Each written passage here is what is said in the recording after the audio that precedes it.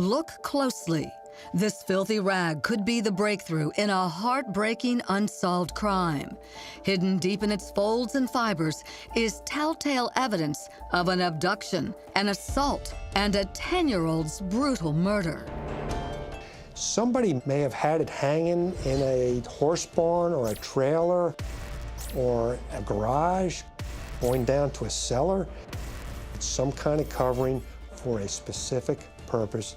One of the FBI's top agents tells our Andrea Isom he thinks it holds the clue to the place Amy Mihaljevic was brutalized and bled out, and gives a glimpse into the sick mind of the man who killed her. But we need to figure out who owned that property, made that property, constructed that property, had it in their possession, because if we can figure that out, it may take us right to the killer. Phil Torsney is an FBI legend, capturing some of the most dangerous felons on the Fed's most wanted list, like notorious mob boss Whitey Bulger and fugitive wife killer Yazid Essa. But there is one case Phil didn't crack: the kidnapping and killing of this little girl. A crime that's haunted the veteran agent for years. Now Phil's returned to Amy's hometown to unlock the mystery of her murder. And he says this ragged old curtain is the key. It's just taken a long time. It's a tough case just to pick up on if you don't know it from the beginning. Amy Mihaljevic was a bright, happy, adorable tomboy. Amy was the can-do kid. When she grew up, she was going to be president. The fourth grader lived with her parents and older brother in the peaceful lakeside town of Bay Village, Ohio. But 10-year-old Amy's life would take a disastrous turn just before Halloween, starting with what seemed to be an innocent phone call. On the line was a man claiming to be a co-worker of Amy's mom, and he needed the girl's help planning a surprise. This person was going to take her shopping. She was going to buy a gift and present it to her mother for this promotion that she received at Trading Times where Margaret worked. Amy may have been a tomboy, but she was also a real mama's girl and was happy to help the stranger out. She agrees to meet her new friend at Bay Square, a shopping center just a block from her school, right across the street from the Bay Village Police Department. Amy told friends that she was going to be going to the Bay Square to meet up with somebody to go buy a present for her mother who had received a promotion at work. So she was actually there waiting for her kidnapper. That was the last time Amy was seen alive. What do you think happened? She innocently thought she was going to be helping her mother. At some point, Amy realizes it's not what she thought it was. Hours later, Amy's mom, Margaret, knows something's very wrong. The first thing I walked in the door was probably about 6 o'clock, and Margaret said, Amy's not home yet. And she didn't leave a message. She doesn't, there's nothing, we don't know where he is. Mark begins a desperate search, a feeling of dread growing by the minute. Drove around that night. I could still see her bicycle over at the old middle school locked up. You got a dull feeling inside of you, what happened to her? Where is she? An urgent search begins, with help from the FBI's field office in Cleveland. We had probably 50 plus FBI agents involved in this case coming into the Bay Village Police Department to assist in the investigation. When a 10-year-old girl is missing overnight, that's bad news. Phil Torsney is one of those agents. I'd been in the FBI about 5 years at that point. The then novice investigator knows they've got to move fast. Okay, let's go ahead.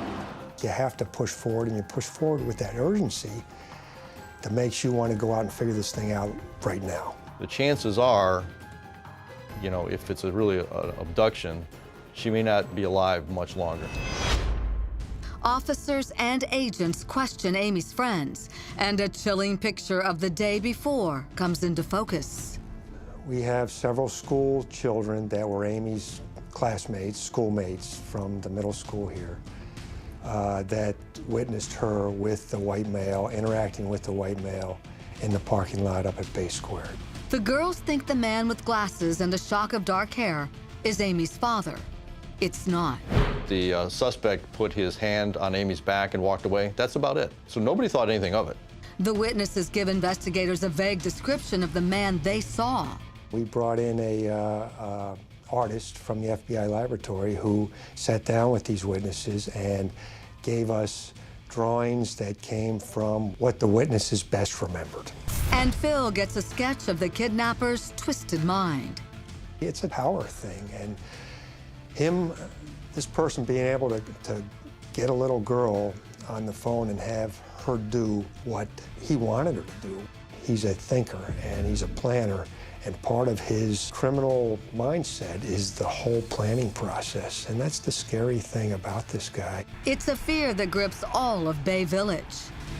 Amy, if you can hear me, you do anything you can to contact an officer of the law or call us at home. You never lose hope that you're going to find her alive, but every day makes it more difficult. Then, the search for Amy goes from difficult to absolute devastation. There was still hope in a lot of our hearts that we'd find her and she'd be okay, and we could return her to her family and make things right.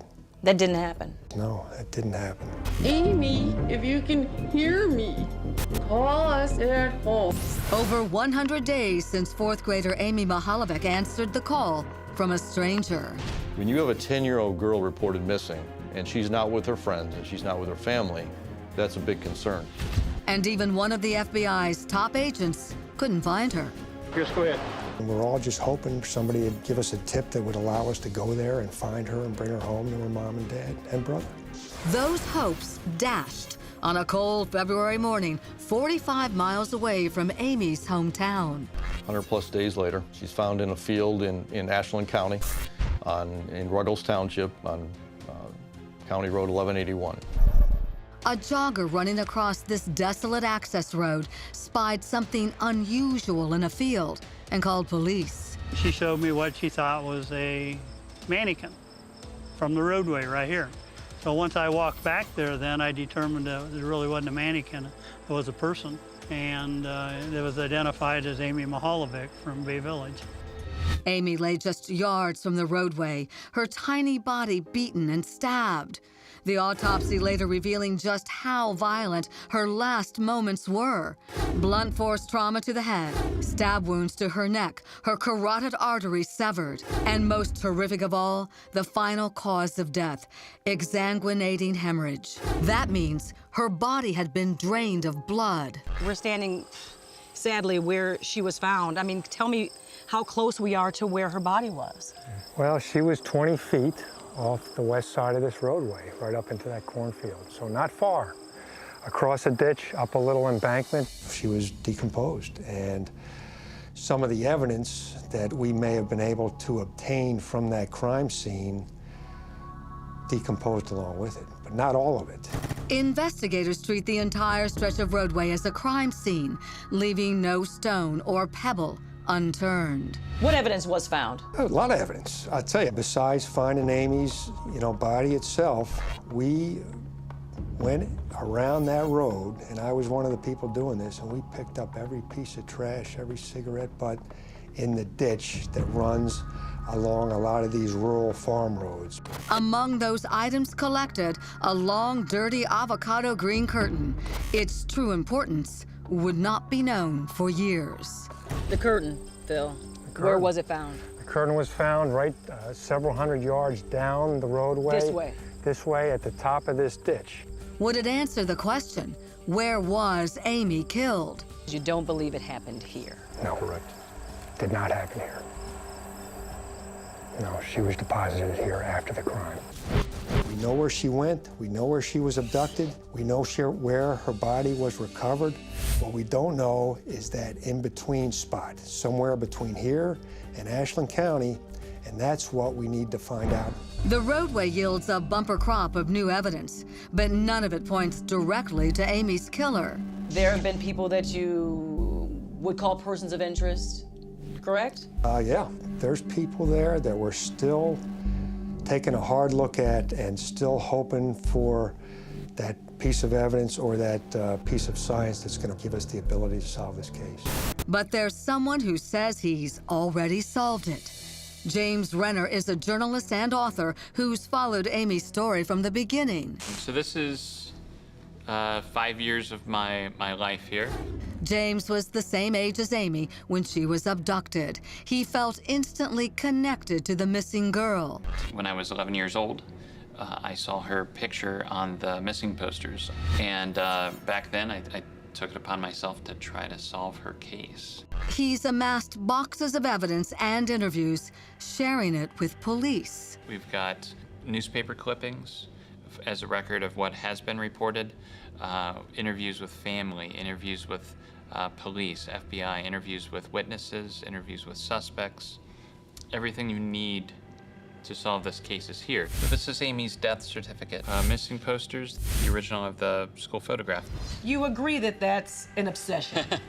Of course it is, yeah. Though police haven't publicly named anyone a suspect or person of interest, James has. He updates a blog online where the reporter keeps a rogues gallery of creeps he says are people of interest. Then he hunts them down for interviews.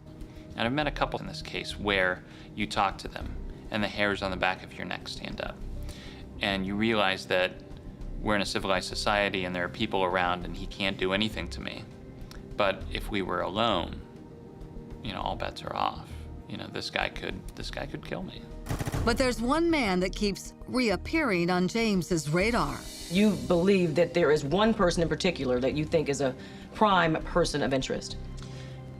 Yes, I'll say this. I'm not 100% sure. Nobody is. But I believe there's enough evidence, circumstantial evidence and direct evidence, that there's enough for an indictment in this case. The guy James says should be indicted reportedly volunteered at a nature center where Amy attended and had to sign in with her name and phone number. James believes Amy's killer actually had his eye on several of the young visitors that day. A number of other girls who were called by Amy's killer also visited the nature center. James is not a police officer or a lawyer, but he's so convinced this guy needs to be questioned, he travels 1,400 miles to do it himself. It's a horrendous crime that has tortured law enforcement since the day it occurred. The abduction and murder of 10-year-old Amy Mihaljevic, her body tossed and abandoned in this remote field. Who could do something so sick, so cruel?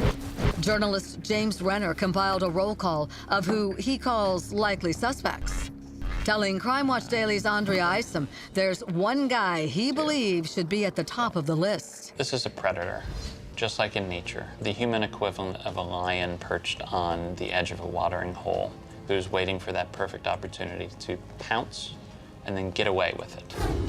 That man, James says, had ties to Bay Village, but in addition to that, He also lived about a mile from where they found her body down in National County. James also says the man was a teacher with a dark history. We know he was inappropriate with a number of his students. He wrote love letters to an underage student of his. Then, just weeks after Amy's murder, He dropped off the face of the earth, disappeared for 6 months, shows up in Key West, Florida, living out of a homeless shelter. This guy is running from something. He ran as far from Bay Village as he could possibly go without leaving the country.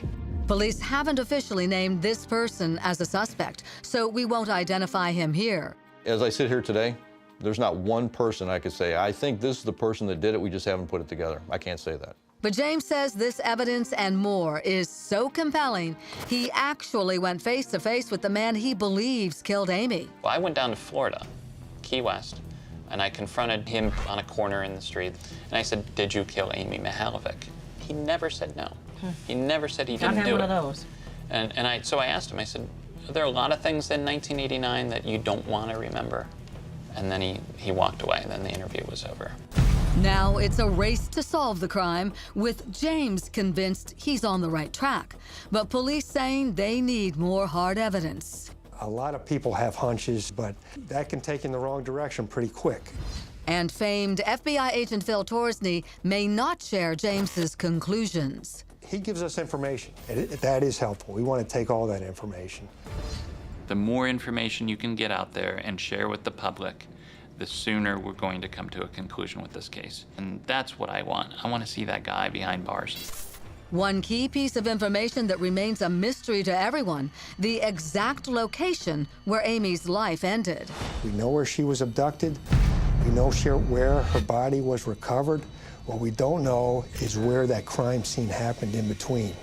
They've had a clue to the possible answer since day one. Earlier in our investigation, we told you that green curtain would become important. And almost 3 decades later, it has. Seeing it up close, I mean, it's even more unusual and unique. A closer look has revealed something new.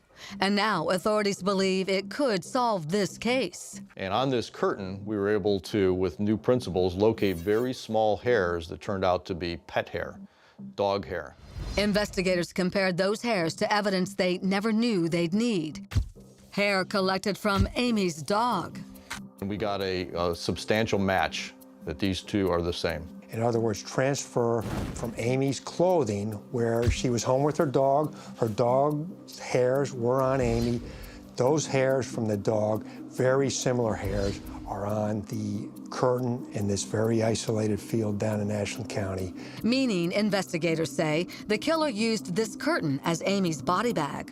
Our investigation indicates there's a strong possibility this curtain was used to conceal Amy's body from the place where the crime occurred to the place where her body was left by the perpetrator. The curtain itself is homemade, amateurish, and one of a kind. Investigators are hoping if you ever saw it, you wouldn't forget it and remember where it came from. It's recognizable if the right person sees it. So Yeah. we need everybody to take a good look at this. It's very important. Somebody knows where this curtain came from, and that's really what we need help with right now, more than anything else, to take us to the crime scene in between the abduction site and the body recovery site. That's what we need. If we can figure that out, it may take us right to the killer. But it's not just the loss of a little girl that makes this case so tragic. With Amy's murder also came the death of the family. Amy's mom, Margaret, has since passed away, a broken woman, some say having never fully recovered from the hole that killer left. It ended a lot of people's lives, along with hers. It devastated her because Amy was her girl. It took a piece out of everybody. Including the investigators who have worked the case. You think you'll solve this one? Yes, I think I've said that over and over. We're going to persevere, and we're going to continue to work this case until we solve it.